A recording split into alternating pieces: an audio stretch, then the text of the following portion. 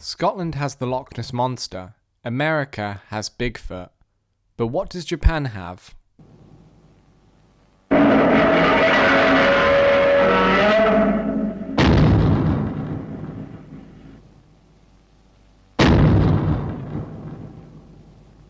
A monster, an icon, and a symbol.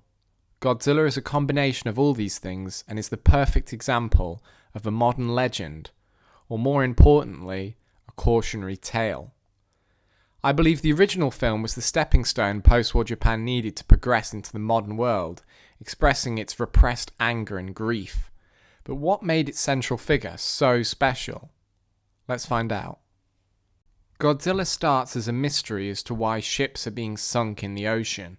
From there, it's revealed nuclear testing was to blame in the awakening and strengthening of a prehistoric dinosaur, known in legend as Godzilla. The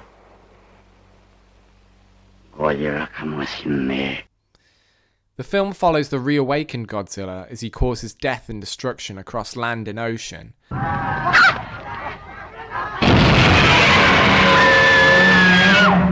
Until a scientist by the name of Dr. Serizawa invents a weapon called the Oxygen Destroyer. The Oxygen Destroyer could be used to kill Godzilla. After some moral debates, he eventually gets persuaded by Ogata and Amiko to use it. And after he detonates it underwater, he then cuts off his rope, leaving himself and Godzilla to perish in order to hide the secrets of the bomb's creation.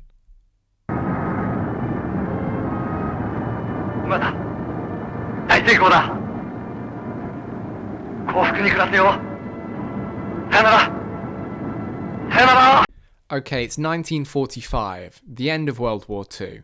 America has developed the nuclear bomb thanks to J. Robert Oppenheimer and scientists at Los Alamos. So they dropped the bomb on Nagasaki and Hiroshima in Japan, just 3 days apart, causing immeasurable damage to the country. For the next 7 years, America occupied Japan, fundamentally reforming its economy and politics to a more American way of living. In 1952, America left Japan for good. Then in 1954, there was the Lucky Dragon incident. This incident occurred on March 1st and saw a fishing vessel and large amounts of fish become irradiated due to the testing of the American hydrogen bomb, a weapon much stronger than the nuclear bomb.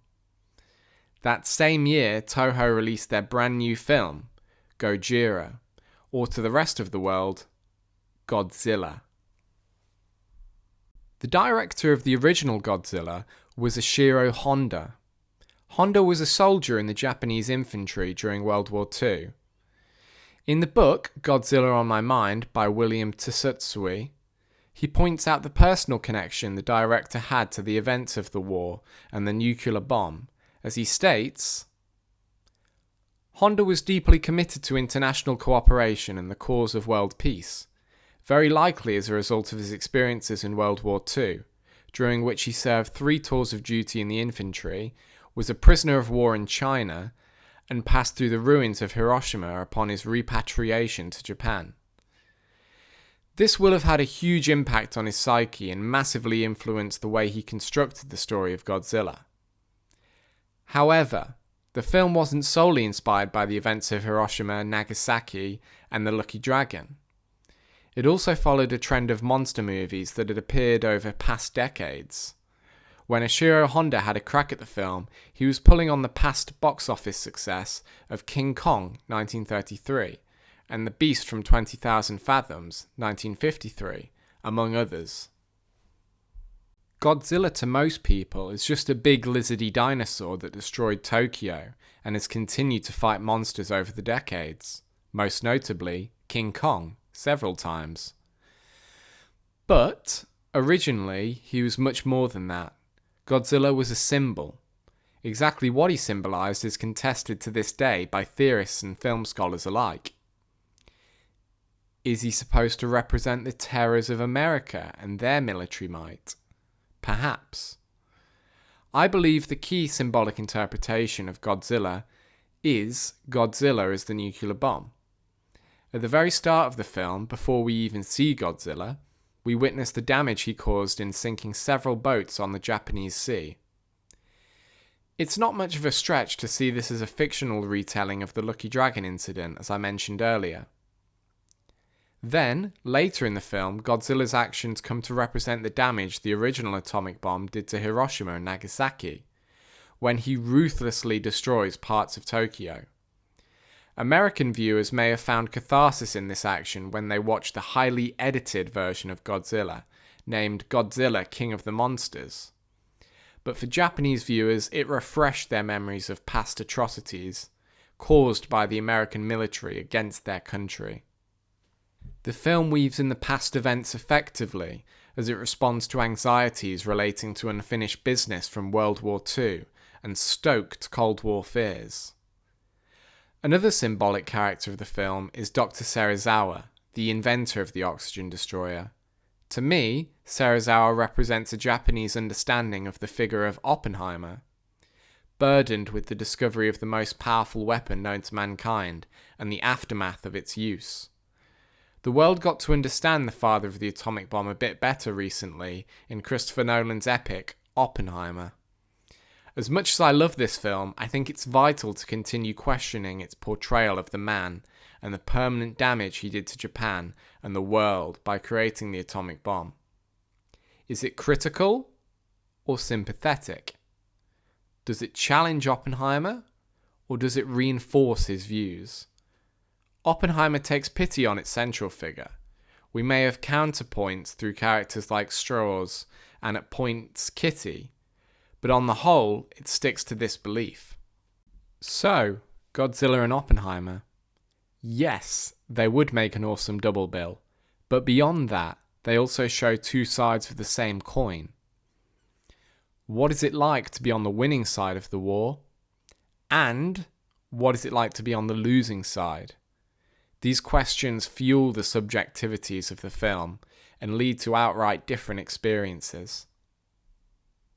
An assortment of the shots in Godzilla are stunning and create an impressive illusion for the time.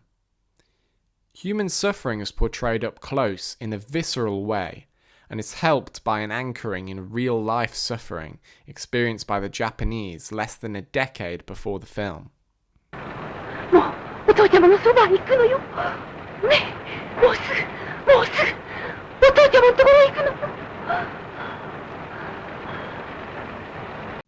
The reason Godzilla works so well is the strength behind its human characters.